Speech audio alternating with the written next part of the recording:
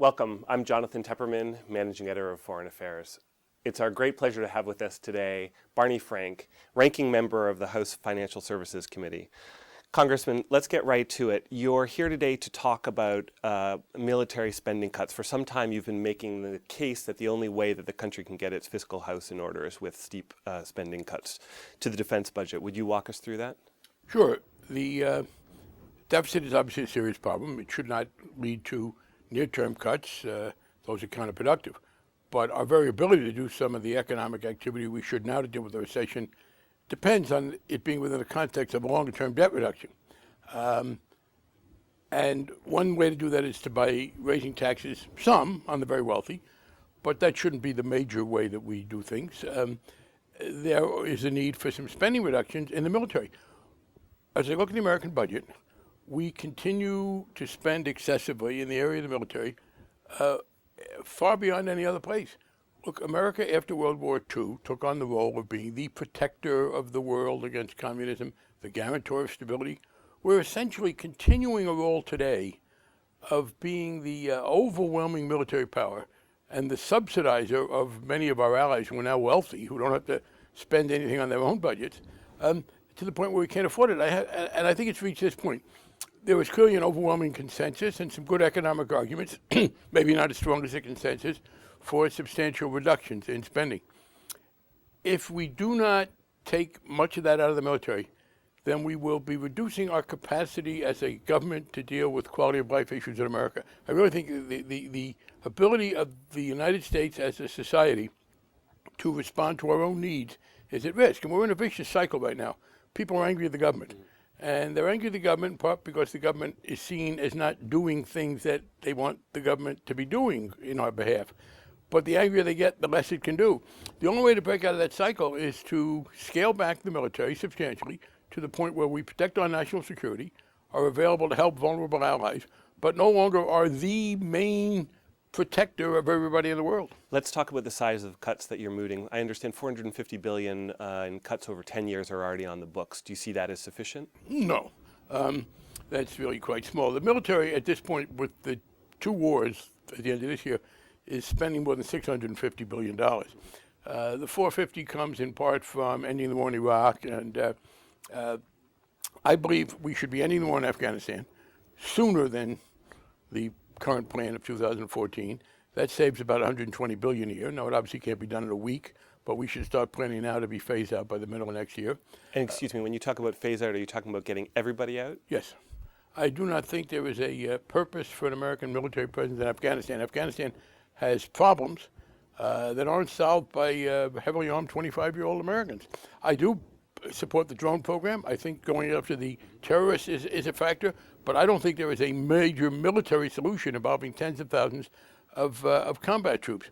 I would also tell our allies in Western Europe that we are now officially declaring the Cold War over, that they have fully recovered from World War II, and the notion of us spending tens of billions of dollars on bases in Western Europe to protect Western Europe from I don't know what, that is excessive. So I think we can cut back there. I think we can cut back on the extent to which we are prepared still to fight and win a thermonuclear war with the non-existent Soviet Union. So I believe in addition to the money from Afghanistan, we could cut $100 billion. That includes reducing end strength, reducing some of the weapons, still be by far the strongest nation in the world, be able to give assurances to Taiwan, to South Korea, to Israel, some nations that are truly troubled, but basically tell Western Europe that we expect them now to be in charge of Western Europe and the northern part of Africa, the southern Mediterranean, and reduce in a few other places as well. How do you respond to allies in Asia, say, who worry that a diminished American presence will lead to greater global instability, say?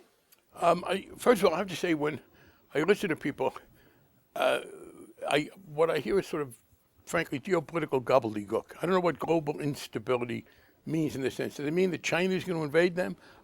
America clearly today has more strength than China. I am in favor of maintaining a presence in South Korea because you have a crazed regime potentially having nuclear weapons.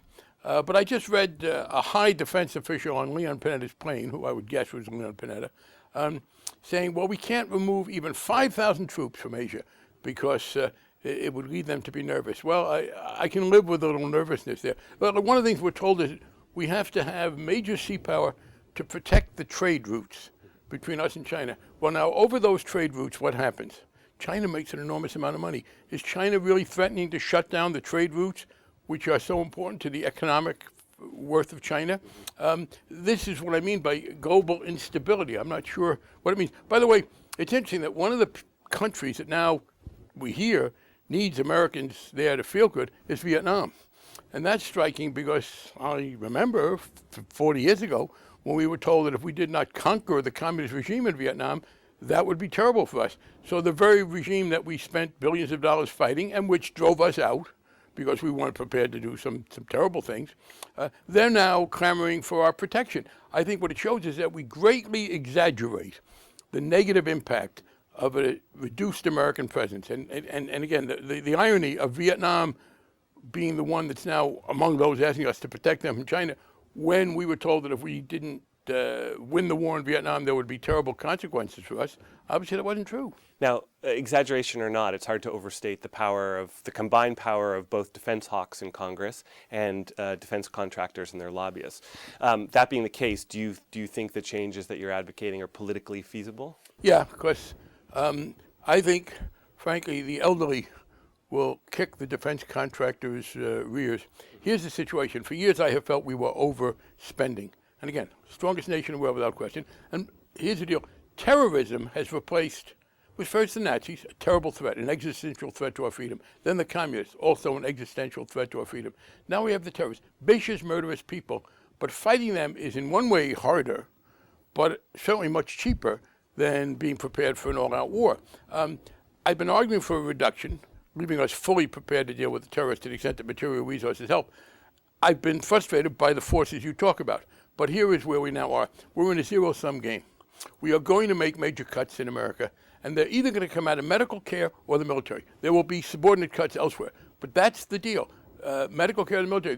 Buck McKeon, who is the Republican chairman of the Armed Services Committee, says they're coming after defense to protect their entitlements. And I believe that when you put this to the American people, do we continue to protect Western Europe against, I literally don't know what?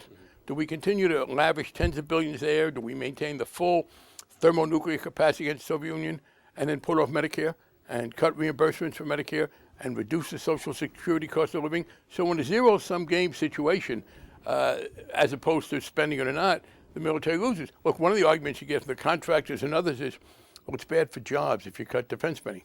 Interesting. These are people who don't think it's bad for jobs if you cut highway spending or environmental spending or the construction of housing or hiring teachers and firefighters. But even on its own terms, yes, if you cut the military versus spending the money, it'll have a negative short-term job impact if you give up deficit reduction. But if you say, let's cut the military or let's cut highway spending, let's cut environmental cleanup, let's cut hiring firefighters and teachers, then the military even loses on that score. So the context in which we now are, the zero-sum situation, I think gives muscle to this effort to say, let's size our military appropriately, not for a role America once played that we can no longer afford to play and which fortunately isn't necessary for us to play. That's a perfect note to end on. Thanks so much for speaking to us. Thank you.